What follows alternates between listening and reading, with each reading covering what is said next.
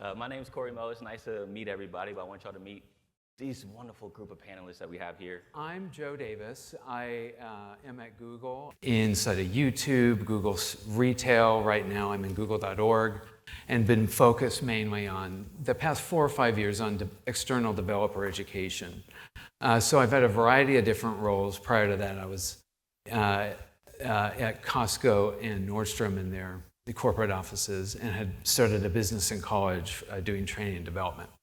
So I think the question was how I grew, opportunity to grow. Yeah.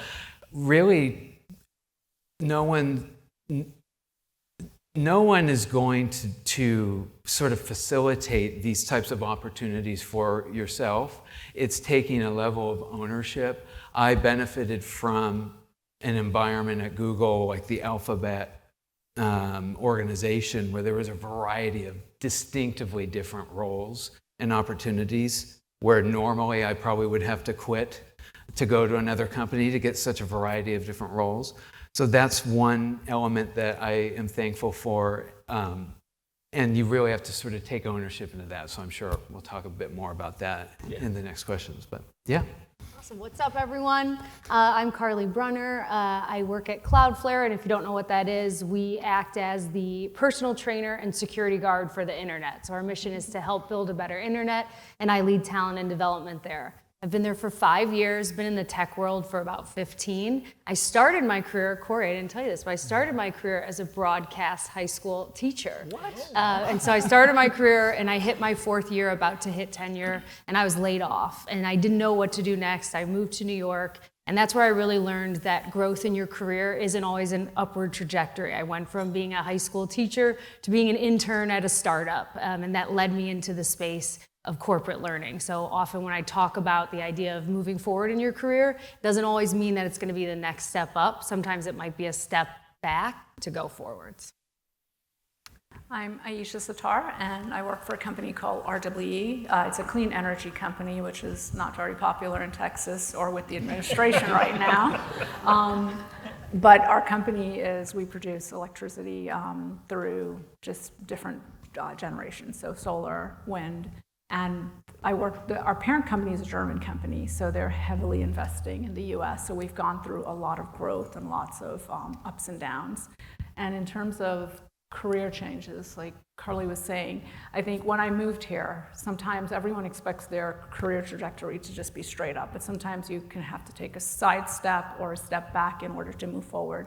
And that's exactly what I did. When I came here, I took a little bit of a lateral backwards move, but in the long run, I knew that it would help me get to where I am right now. So yeah, just change your career trajectory. Hello, I'm James Billings. Like most of these folks, I think we have one not so local, but local here in Austin. But I actually work for National University. I'm the Vice Provost over Academic Affairs, and National University is actually based out of San Diego, California. We're a private nonprofit organization, but we primarily serve adult learners that are working adults, that are a lot of them in military. About 50% of our student population is either military, active, retirement, or a dependent. But you were talking about opportunities for ourselves. I actually started my career professionally as a family therapist. I went and got a master's degree. I was doing therapy, and then I decided I wanted to do something a little bit more. And so I went on to get my doctorate degree, also actually in psychology and family therapy. But it's there where I started taking a lot of courses on strategic leadership and organization and management. And I think for me, one of those opportunities for my own personal career growth was my doctoral internship. They needed somebody to run the family therapy clinic there at the university. And so I kind of threw myself into the kind of that manager director role, and ever since then I've kind of been in administration and running different departments in schools and things like that. And so it's really helped me kind of advance those opportunities. So kind of like what you said, when those opportunities present, you've got to just jump on them and act on it. I didn't realize you were a fellow psychologist. Yeah, it's always nice to meet one. I'm Patrick McNeil. I work for a company called Affirmity, and they help companies deal basically with federal regulations for the most part. Now state regulations, they're becoming more and more present. And I'm an industrial and organizational psychologist, and I've been in that area for about 20 years. I've got a PhD in that field. Growth opportunities, I don't know, man, that's a tough question for me. I want to go everywhere all the time, and I could have had probably 4 or 5 undergraduate degrees if I really wanted to, you know, so I just try stuff. But I think in the last 7 years working for Affirmity as a principal, I've had to go out and do presentations, be on panels, do webinars, things of that nature, which is just stuff, I don't know. You know, I never really cared about talking in front of people or conveying my knowledge or, you know, getting feedback from the audience. But I've had to do that, and it's been great. Thank you so much. No more? Okay. That's awesome. Honestly, finding stuff out about each other on stage, kind of funny. And so let's get into some more stuff to find out about each other. First question, what are some things that employers should tell their workers about the importance of being more versatile and also being advocates for their own growth? We'll start with Joe, and then we'll go to Carly. Sure.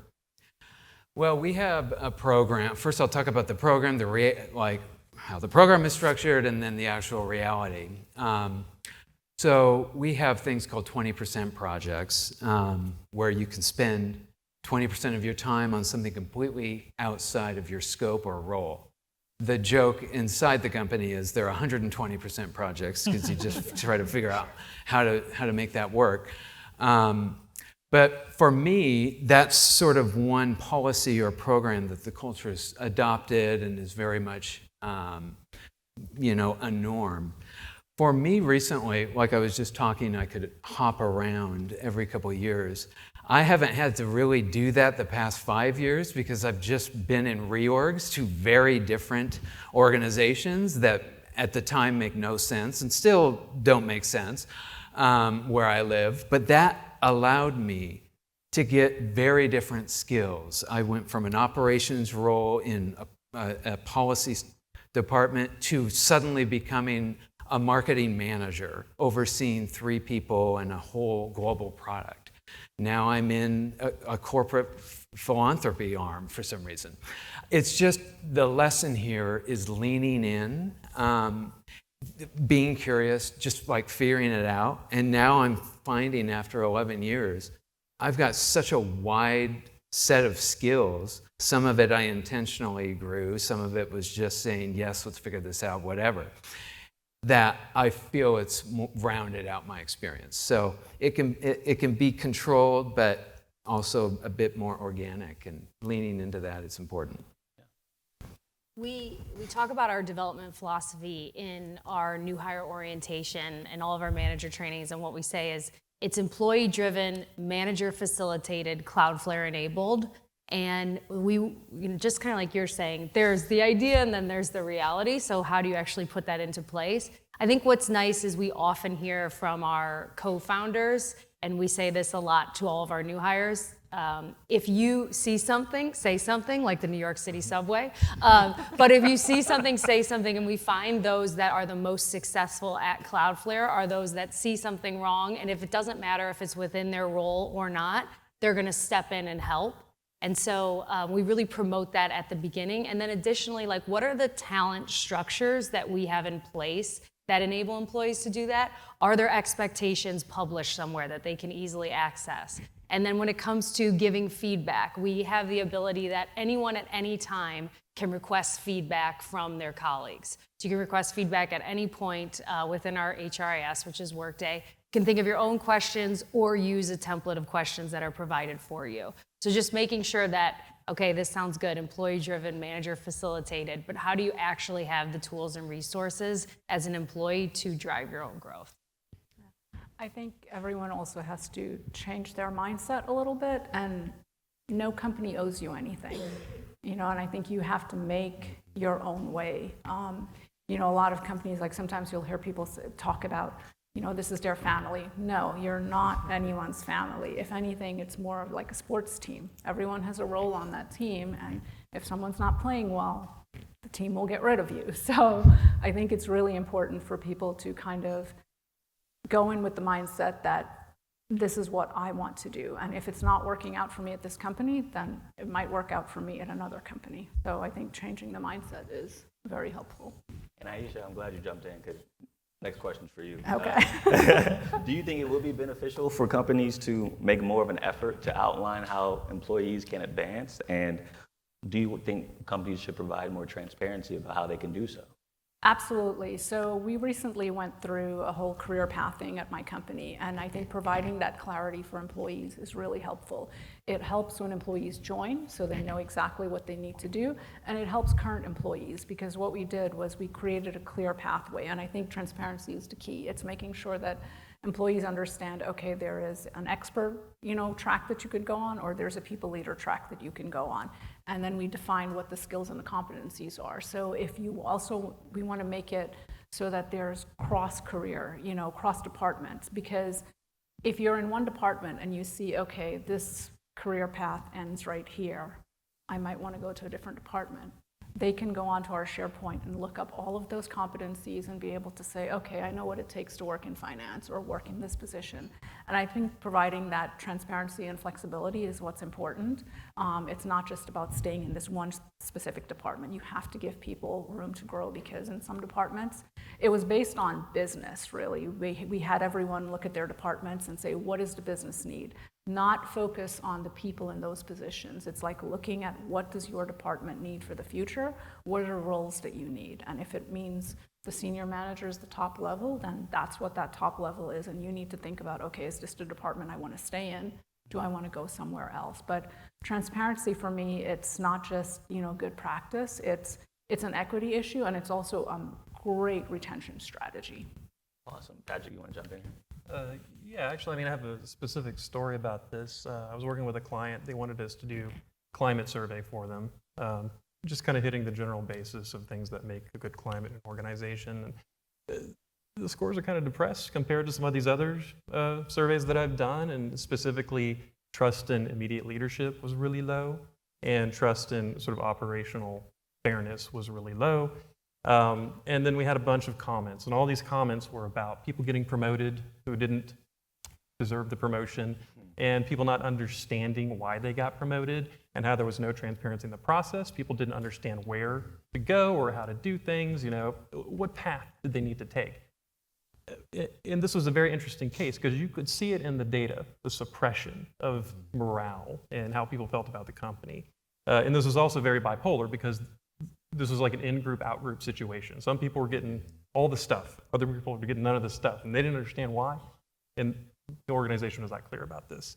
So they focused very intensely on this for about 2 years to fix it, and then resurveyed just that one thing, and their entire climate score, set of climate scores went up by a pretty significant margin. So little things like that can have a huge impact on the organization's morale and what people think about the organization and the trust that they have in the organization.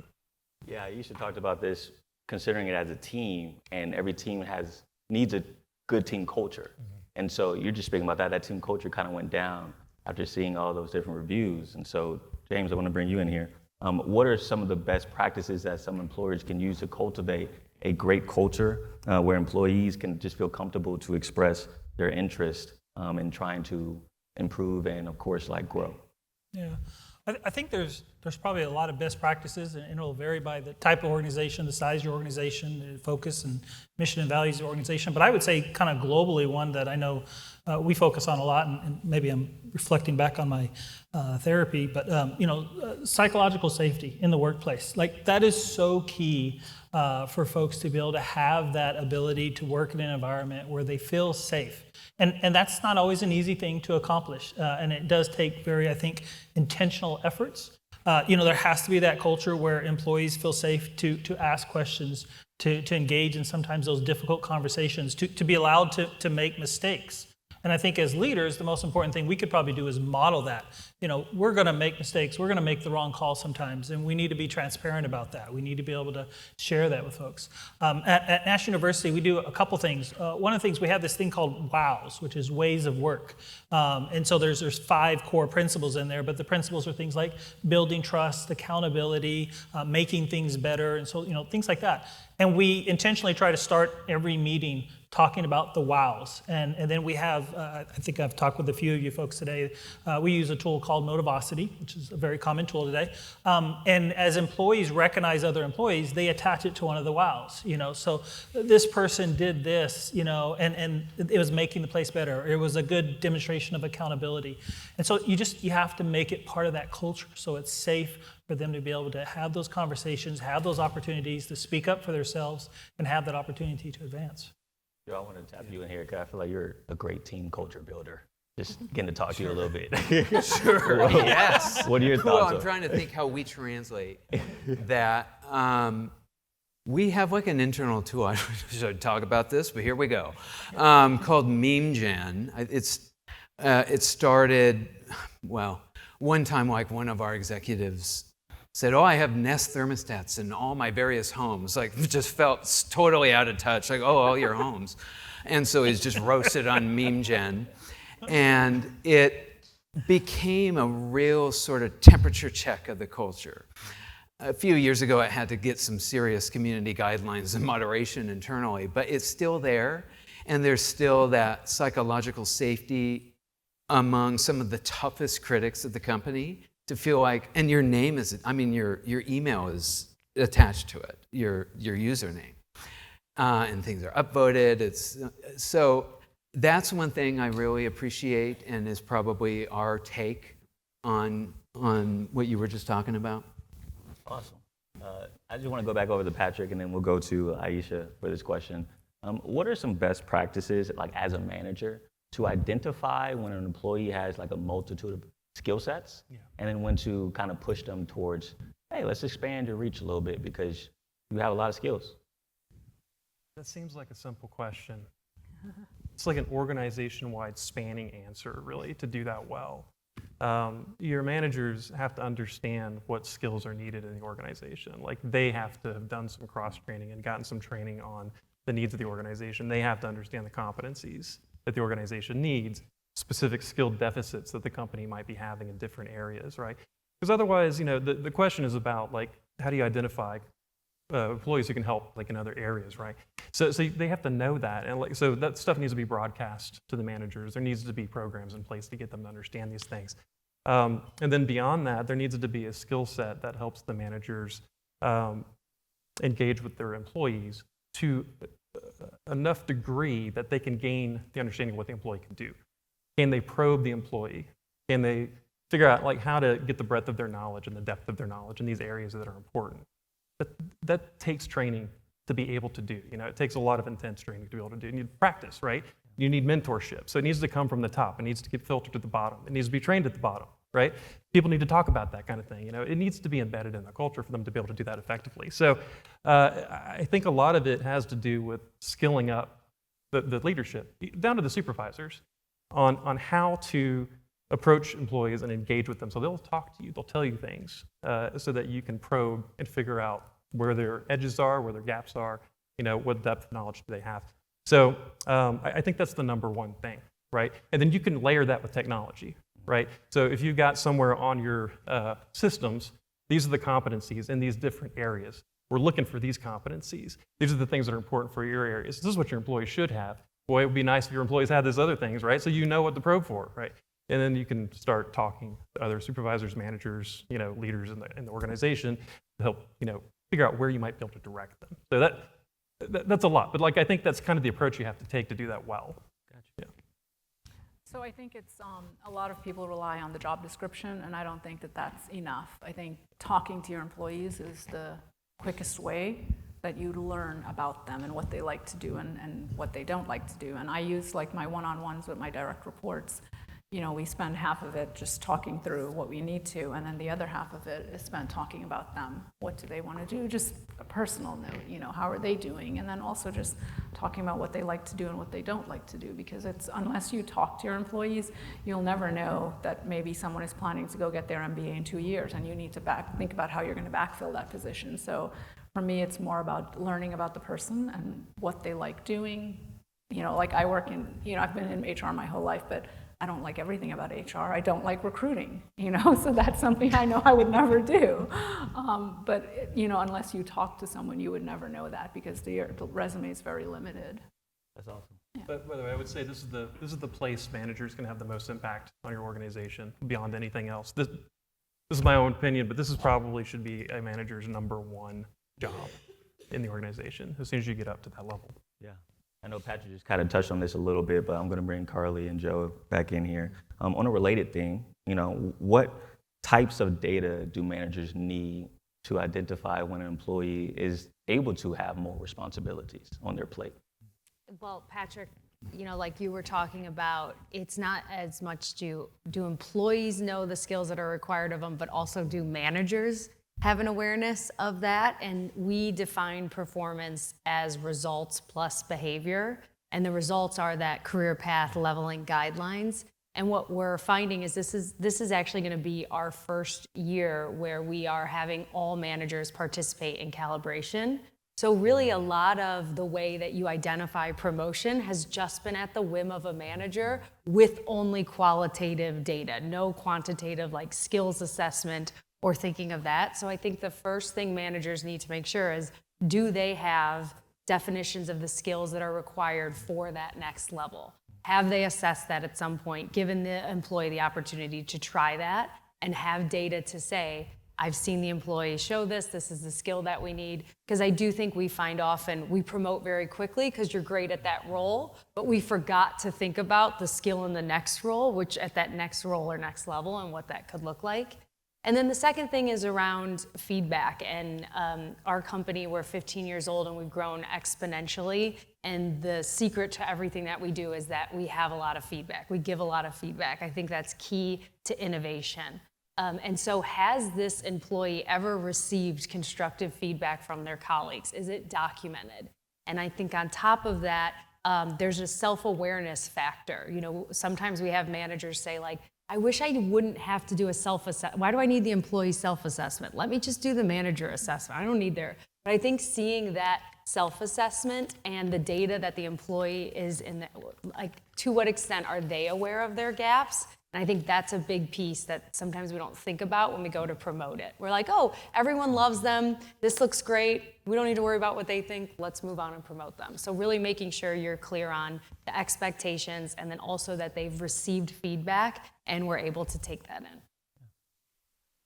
And I'm a participant in a lot of these discussions, not necessarily driving them like probably the rest of the group. One thing I'll say, though, the theme is to just continuing to double down on transparency at all levels.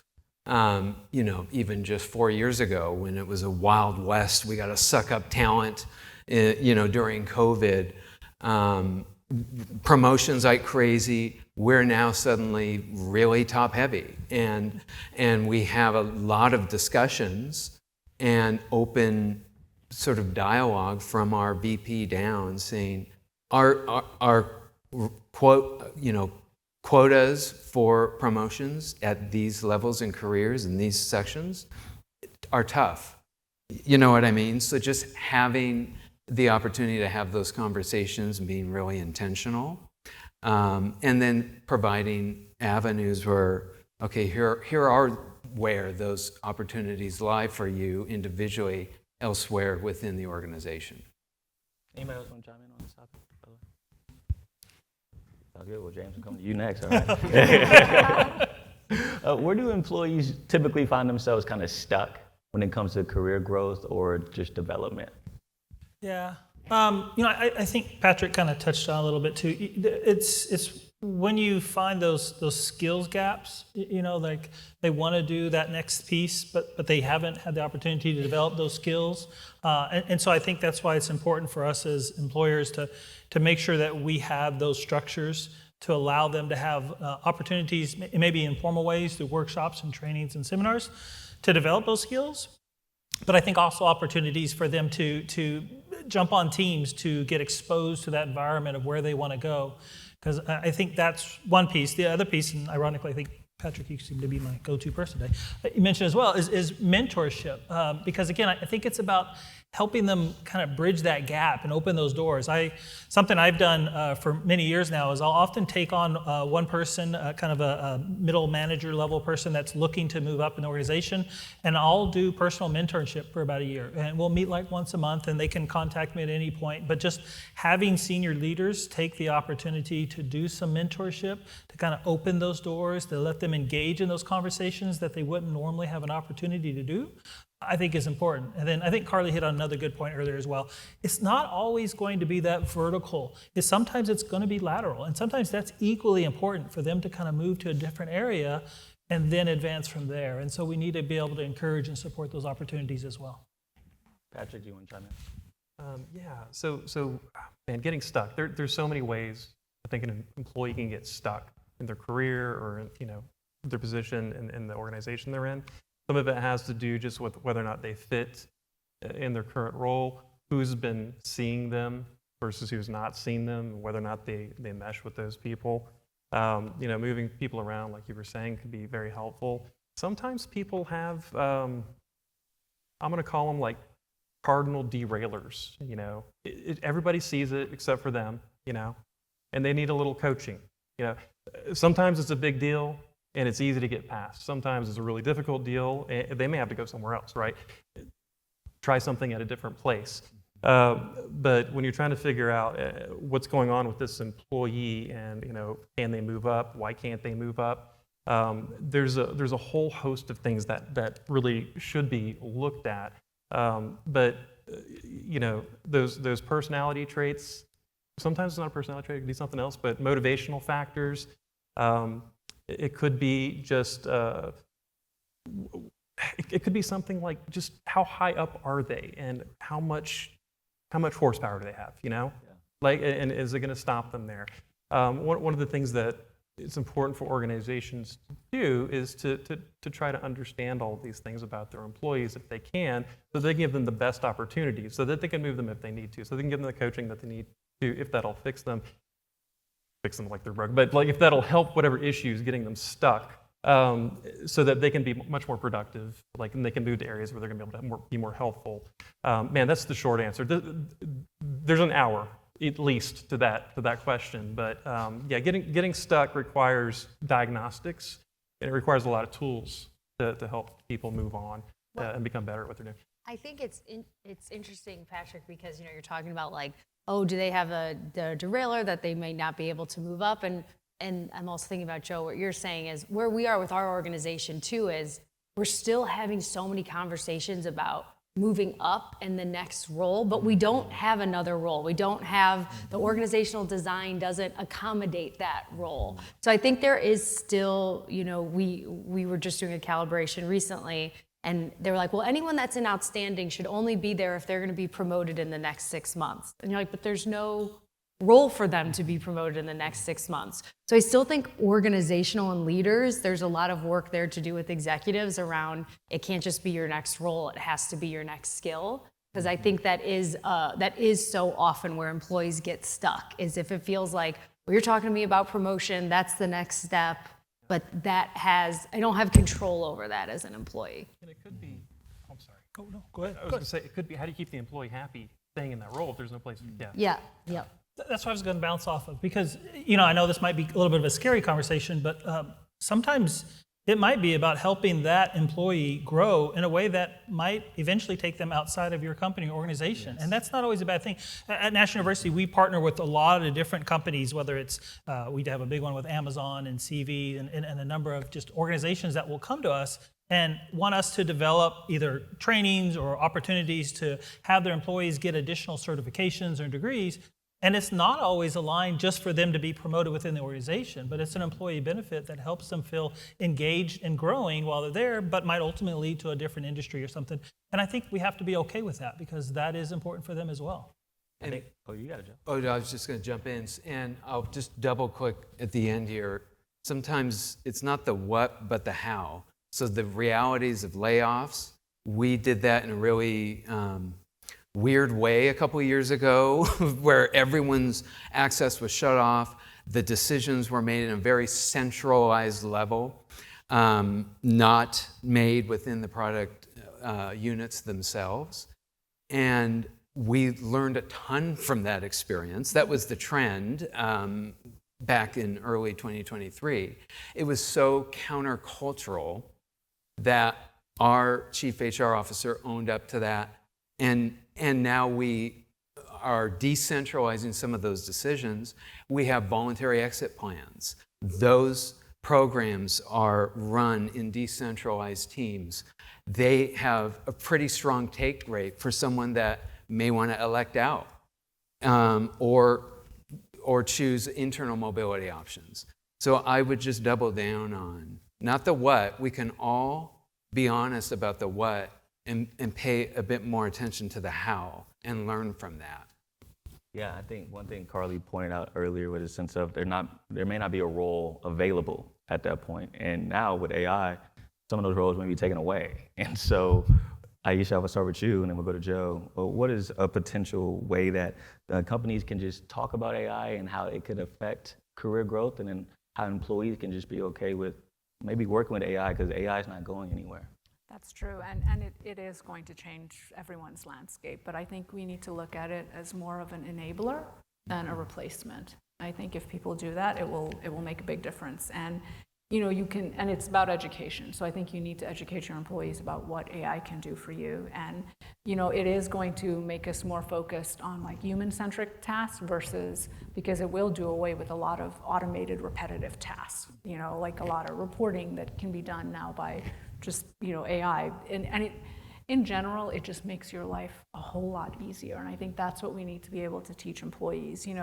Like for me, someone will send me a PowerPoint that's like 50 slides long, and I'm like, I don't have time for this, and you upload it into Copilot or ChatGPT, and it will summarize it for you in one page. And I think those are the things that will make your day really helpful. Carly was talking about feedback. ChatGPT will help you write talking points if you need to talk to your employee. The more you tell it, the better talking points you will get. And I think it's those things, just teaching, having employees learn, first of all, what is it that AI can do and can't do for them? And then also just having that continuous education with them, continuous upskilling as technology changes, to educate your employees and to have them be upskilled as well. And for HR, it's making sure that it becomes, you use it for inclusive growth, not to separate employees, making sure that all of your employees have access to the same types of learning. And because if you just limit it to certain people, then obviously that's not very inclusive. But I think it's one of those areas where you really open it up to all of your employees, and it becomes an enabler for more inclusive growth for the company. And there's Gemini. In addition, okay, you got Gemini? Okay, come on. All right, I'm here to. It's great. Okay. I like it. I like the plug there. See, I'm always hawking something. So to double click, that's the second time I'm double clicking today. I guess I have to step out of my corporate speak. My gosh. We have a reflex or instinct to use AI for copywriting or for image generation beyond sort of the sparkliness of it. And a lot of you in the room have made enormous infrastructure investments in AI and are waiting for those dividends to pay off. There's some cool sporadic innovation around the organization, likely. We have an AI OKR, a goal to sort of increase adoption in a way. But one of the things is creating the space for the front line to just what are two things you hate doing? What is the worst part of your job? Okay, figure out how AI can just fix that and create a ton of space for that person or that team to just fix the worst part of their work life. And put out a challenge like that versus like, okay, well, let's make a chatbot that you upload the SOP or manual and suddenly we'll launch it next week, when that's not what they want.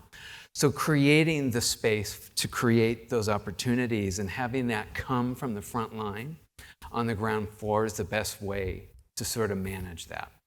On that topic of creating, I'll go to James here and then we'll go over to Carly.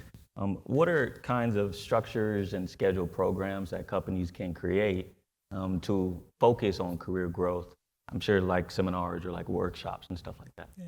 Well, I think bouncing off the AI conversation first, it's interesting. Internally at National University, we offer a long list of seminars and workshops. We also use probably some tools that you guys use as well. We use LinkedIn Learning and Google certificates and things like that as well. We offer our employees. But it's interesting that of all the workshops we open up to all of our employees, whoever wants to attend, the AI workshops by far are the most well attended. I mean, hundreds of people will show up every month just to sit in the room and to try to learn and get up to speed on what's going on. So that's clearly a very hot topic.